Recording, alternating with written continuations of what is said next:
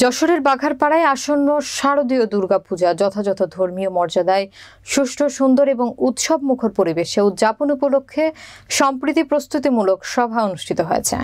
বাঘারপাড়া প্রতিনিধি শহীদুল ইসলামের প্রতিবেদনে থাকছে বিস্তারিত। বৃহস্পতিবার সকাল 11টায় উপজেলা প্রশাসনের আয়োজনে উপজেলা পরিষদ হল রুমে এ সভা অনুষ্ঠিত হয়। সভায় উপজেলা নির্বাহী কর্মকর্তা শোভন সরকারের সভাপতিত্বে বক্তব্য রাখেন বাঘারপাড়া উপজেলা পূজা উদযাপন কমিটির সভাপতি বাবু হরিপদ রায়।